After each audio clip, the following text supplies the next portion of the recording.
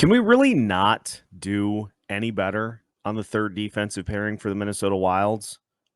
Were the decisions to extend the players currently sitting in those spots worth the end results? We'll discuss on today's episode of Locked on Wild. You're Locked on Wild,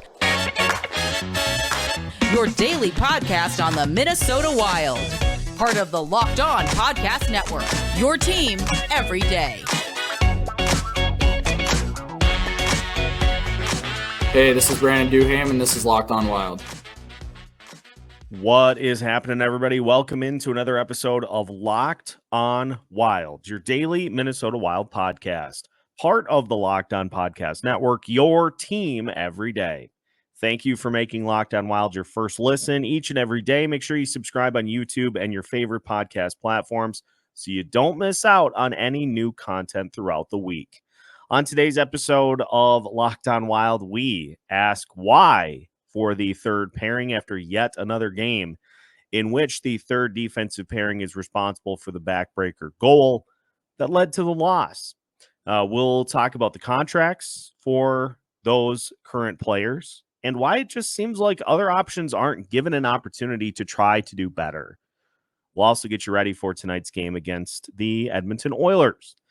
My name is Seth Topal, your daily Minnesota Wild insider, and stop me if you've heard this one because there was a critical turnover by a third pairing defenseman that led to what ended up being the deciding goal in the game against Vancouver last night. And I know 2-0, you got to get a goal in order to get back into it, but when you're trailing 1-0, if you can get it to 1-1, you maybe are able to pull momentum back on your side, but I'll tell you what you can't overcome is when a third pairing defenseman just kind of sauces the puck to the middle of the zone. It's picked up by Vancouver, which allows them to maintain possession in the offensive zone. You just got through finishing with them having the puck in the offensive zone, and we're trying to push and mount an attack of your own. But you turn it over, Vancouver is allowed to keep possession, and what happens? The Vancouver Canucks scored. And so, ladies and gentlemen, I'm here at the end of my rope with what we have seen with, in particular, the one they call Johnny Vibes. I know cats have 9 lives, is the old adage, but how many does a third pairing defenseman have? How many should a third pairing defenseman have? Because it seems as though we're running on 30 or 40 or in the hundreds at this point.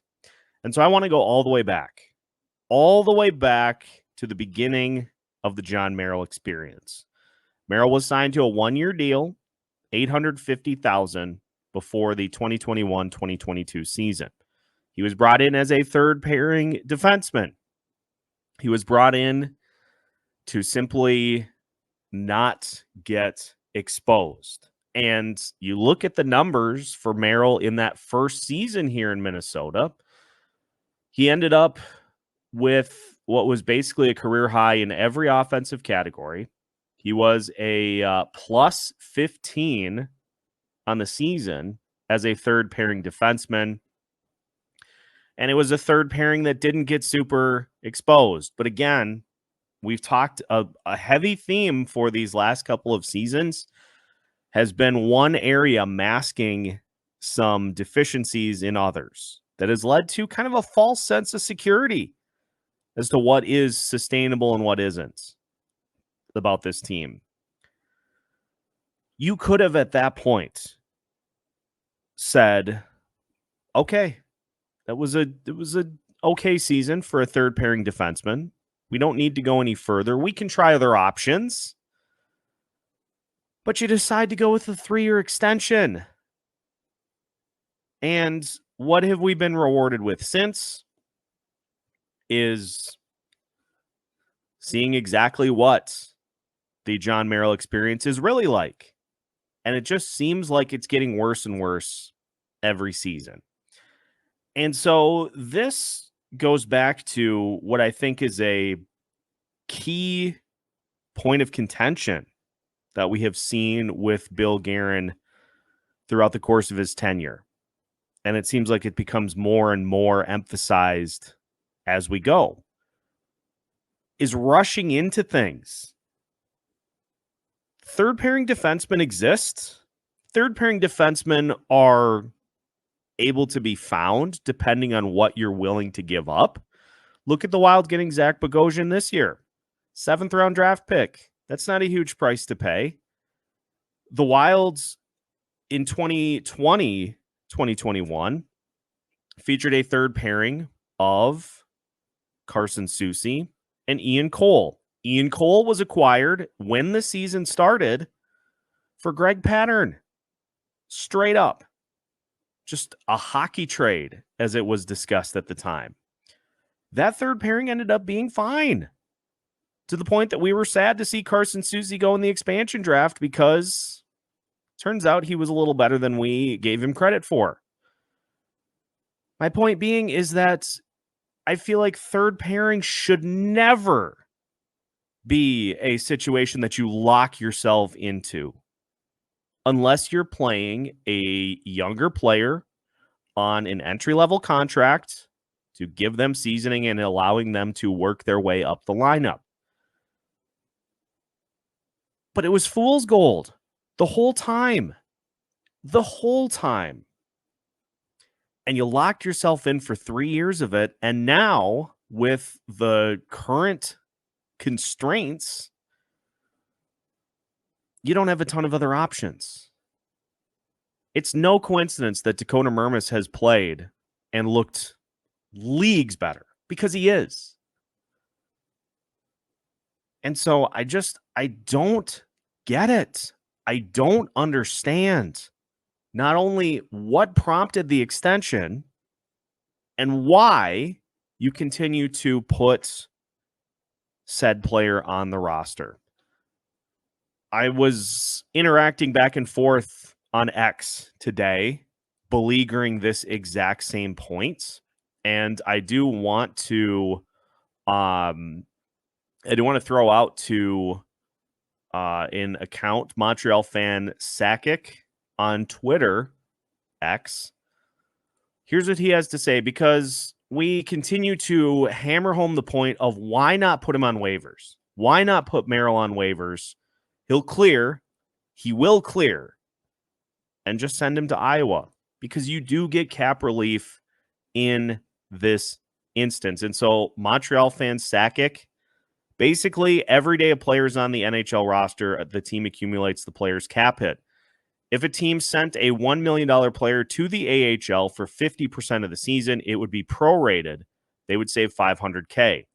And so for Merrill's contract, $1.2 million, if they sent him to Iowa, it is a one-way contract, but if you put him on waivers and send him to Iowa, you would get $1.15 million in cap relief for the rest of the season. And so I'm just going to point blank ask, what are you getting that is prompting him to stay on the roster? It cannot just be vibes, because guess what? This is a business. It's great to have a good room, a healthy culture. It's a business. And if you have players that want to stay, how about they prove that they are part of the solution, part of the bigger scale moving forward, as opposed to simply handing them keys to a new car without making sure they can drive first. Yeah, it's great that players want to stay and want to be part of this and want to help build this culture. But you know what you can counter back with? Well, it's a business. We got a very tight cap constraints over the next couple of seasons. And so we're just going to have to see how it plays out. And the extensions in and of themselves, taken at face value at various lengths, are fine. I don't think anybody is complaining about the Matt Zuccarello contract extension anymore. He took a pay cut. He continues to produce. He at least has built up some equity to show that he is able to perform at that level. But we're not talking about going from 34 goals to 15 and responding and handing out a 3-year extension. We're not talking about going from 22 goals a season to 7 and handing out a 4-year extension. How about you handle things based off of how they play out as the season unfolds? Yeah, you're probably going to have competition in the offseason to sign these guys. But you know what you also have if you don't sign them? You've got flexibility to put other players in those spots. You don't have to lock in this entire grouping. And now we get a chance on a nightly basis to say, let's hand a hand grenade to the third pairing and see if they can get through the entirety of the night without blowing up. I'm telling you, folks, it's not a fun game. It is not a fun game to play. So I don't know. I don't get it. I don't understand. Just make the move already, because you can go through if you would have done this here, this there, you end up winning that game or maybe being able to get back into it. But I'll tell you what did happen: a turnover at the top of the zone that led to Vancouver scoring the second goal. That you can't deny, because that actually happened. 9 lives. 9. Probably more like 500 at this point. When is enough enough? That's all I'm asking. Oh, man. Fired up on a Friday here. So we're going to go from that to now one of the things that we did want to see, not that we wanted to see any losses from this team under John Hynes, but we wanted to see how adversity was going to be handled. And now we get the opportunity to do just that. And so we will shift to looking at what we're going to see in tonight's game against the Edmonton Oilers.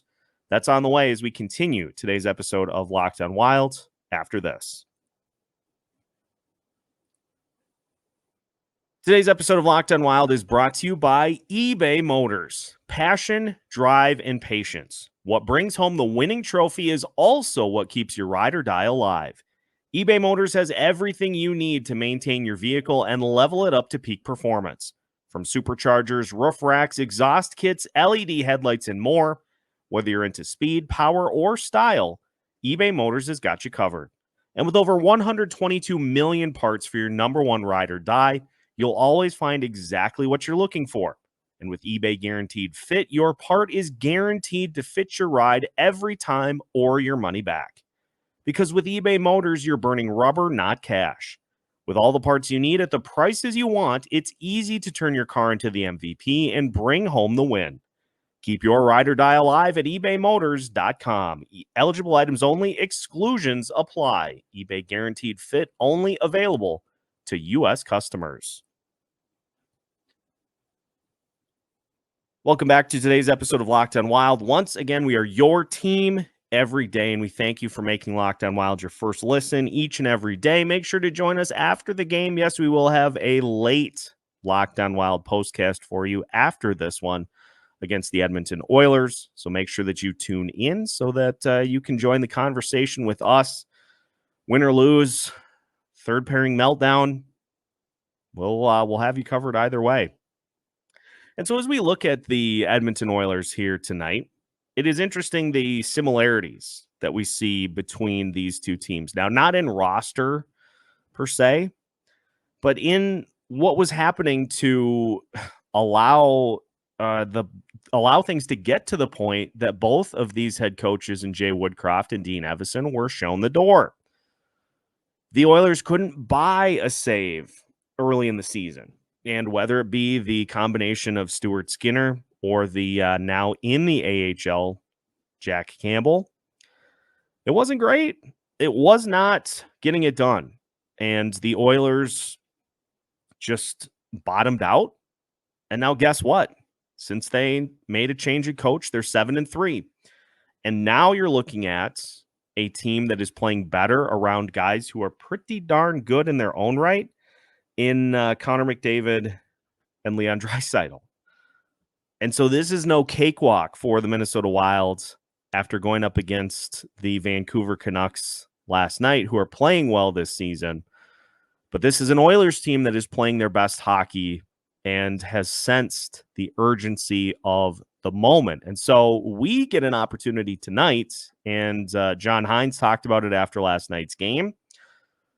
He said there's a lesson to be learned from what happened against Vancouver, and the Wild went from the point of being more, the quick pace that we've seen over the last 4 games. They moved from that to, once they faced the 1-goal deficit, of trying to force plays that weren't there. And it ended up that we saw this Wild go from a team that was able to intercept the puck in the neutral zone and push it forward to a team that was stuck on the defensive end and was forcing the puck into the neutral zone where Vancouver was ready to take over and go right back on the attack into the Wild end of the ice.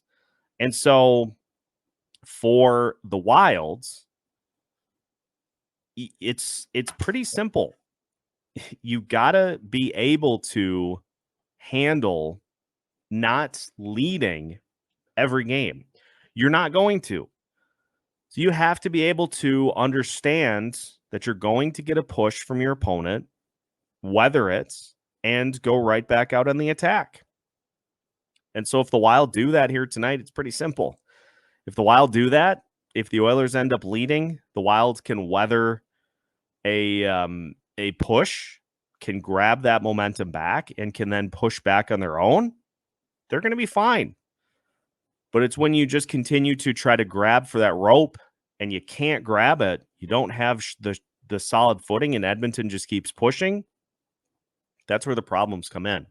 A little bit more of a deeper dive into the Oilers, who currently are 10-13 overall, 10-12-1 on the season. But we all know overtime losses are just losses that take longer to happen.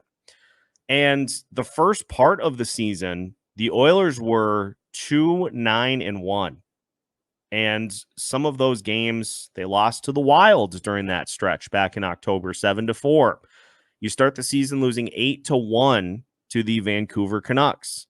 And it spiraled all the way down to that rock bottom point. And it's funny because you make the change after they beat the Seattle Kraken 4-1, as opposed to after they lose to the, at the time, 1-win San Jose Sharks. But you've seen since that you're seeing signs of this Edmonton team, and they did lose a I'm going to be honest, it's a brutal road stretch at Tampa Bay, at Florida, at Carolina. They lost all 3 of those games. So they win the first 2 under their new head coach. Then they lose 3 in a row. But now they have won 5 in a row. And listen to the scores here. They beat the Washington Capitals, who are better this season than I think anybody expected they would be, 5-0. They beat Anaheim 8-2. They outlast Vegas 5-4 in a shootout. They beat the Winnipeg Jets, who are off to a great start, 3-1. And on Wednesday nights, and the Oilers will have had the benefit of rest because they haven't played since Wednesday, they beat the Carolina Hurricanes 6-1, including 4 first-period goals against a Hurricanes team that, yes, they are off to an inconsistent start this year, but they still have a ton of talent on that team. And the Oilers are able to beat them by a score of 6-1. It is still a team that employs, as mentioned, the likes of Connor McDavid and Leon Draisaitl. McDavid leading the team in points right now with 32 in 21 games. He's got 8 goals and 24 assists. Leon Draisaitl, 10 goals, 19 assists, 29 points in 23 games. Zach Hyman, 15 goals, 11 assists. He's got 26 points in 22 games. You also have Evander Kane, who was a just complete non-factor in the early part of the season. And now all of a sudden he has 11 goals on the season and 20 points in 23 games. So it is an offense that just is relentless and pushes every instance they get. And guess what? Even with the lackluster start to the season, the Edmonton Oilers are currently 5th in the entirety of the NHL with a 26.3 power play percentage. So it is still a team that, if given extra attacker opportunities, has been able to bury them quite regularly. So it's a team that, just because the record doesn't look great, they're still very capable of making some noise. They're in the top 10 in the NHL in scoring so far this year at 3.43 goals per game. It's the goaltending for them. Stuart Skinner has started to really right the ship as well, because he was brutal at the beginning of the season. And now all of a sudden you look at what he's done, stopping 38 of 39 against Carolina on Wednesday. He finished the month of November with a shutout against Washington, 1 goal allowed against Winnipeg on 25 of 26 saves. Yes, he gave up 4 to Vegas, but also a win against the Anaheim Ducks. And so for the Minnesota Wilds, the keys are quite simple. The keys for them in what they need to do here in this game tonight are pretty simple. And so we'll finish the episode by discussing said keys as we finish today's episode of Locked on Wild after this. Today's episode of Locked on Wild is also brought to you by Jace Medical. I know we come to talk sports to escape from some of the crazy realities of real life, but can we just talk for a minute about preparing for real life? According to the FDA, pharmacies are running out of antibiotics like amoxicillin right in the middle of the worst flu season in over a decade. That should be concerning, because it is. I can't imagine a more helpless feeling than if a friend, a family member, a relative, if somebody I know, if their kids get sick while a supply chain issue keeps them from real life-saving medication that they need. Thankfully, we'll be okay because of Jace Medical. Folks, the Jace case is a pack of 5 different antibiotics to treat a long list of bacterial illnesses, including UTIs, respiratory infections, sinusitis, skin infections, among others. This stuff could happen to any of us. Visit jacemedical.com and complete your physician encounter. It will be reviewed by a board-certified physician, and your medications will be dispensed by a licensed pharmacy at a fraction of the regular cost. It has never been more important to be prepared than today.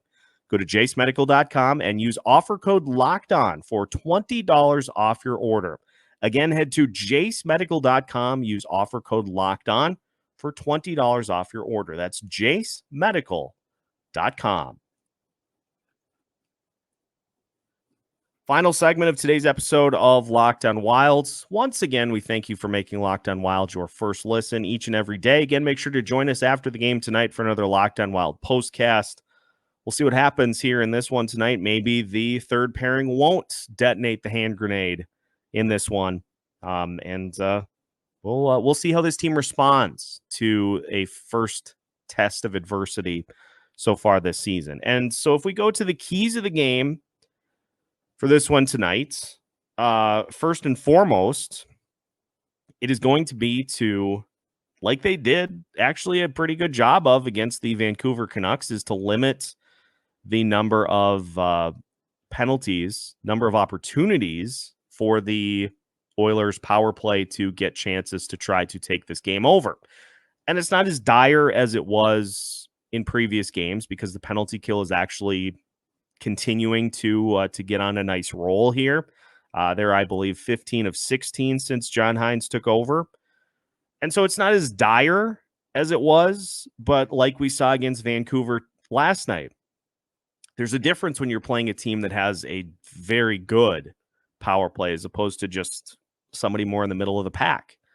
And I much prefer my chances not giving an extra attacker a man advantage to Leon Draisaitl and Connor McDavid.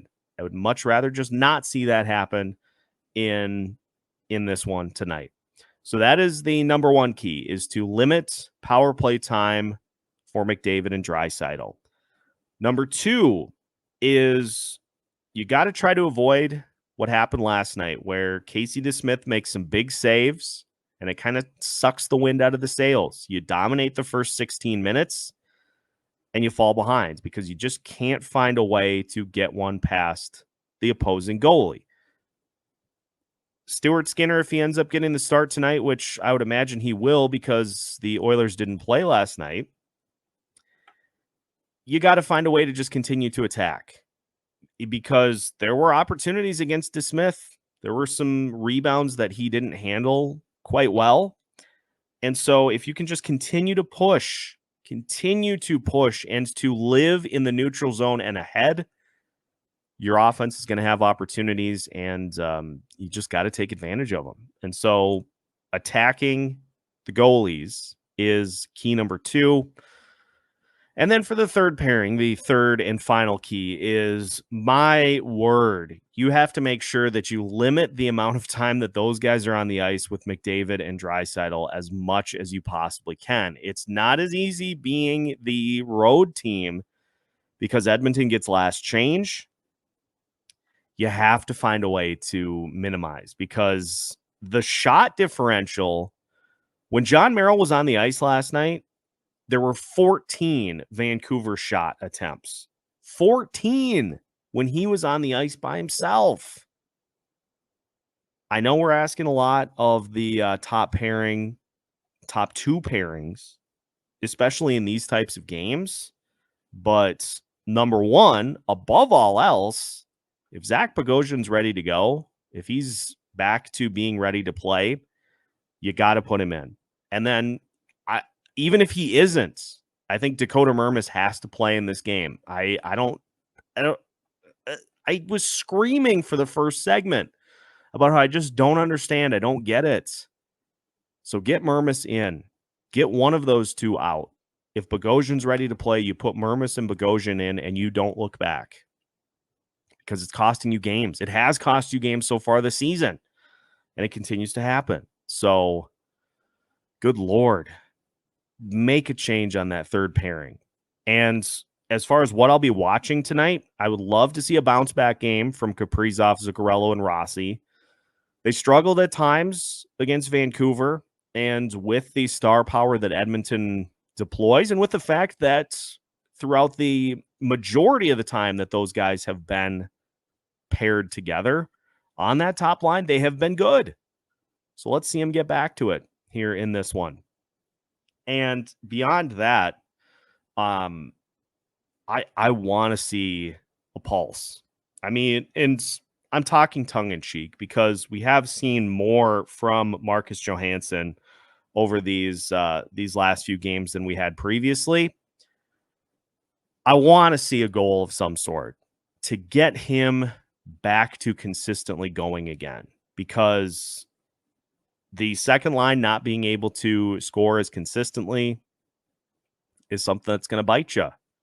If you don't get that consistent 1-2 scoring punch, considering what you've got in the third pairing, that's not a line that's looking to really score. And the fact that your fourth line, if you're winning, they seem to get more minutes. You got to have scoring from that second line. So those are the things I'm watching here tonight. I'm just hoping that I have screamed my last bits of frustration into that third pairing. And again, the overarching area of frustration is the fact that we just have rushed into a lot of these extensions and signings as opposed to simply just letting things play out and seeing what happens. Sometimes a sure thing, a sure defined outcome is not preferable. Sometimes you just have to see what happens. You got to be willing to jump in with both feet and accept that you can't see the bottom. You can right now, and it is that third pairing. So I'm done ranting about that for today. So that's going to do it for today's episode. Again, we thank you for making Locked On Wild your first listen each and every day. We are your team each and every day, and we'll see you tonight after the game for a Locked On Wild postcast. Until then, give us a like, give us a follow, subscribe so you don't miss out on any new content. We have new episodes every Monday through Friday as part of the Locked On Podcast Network.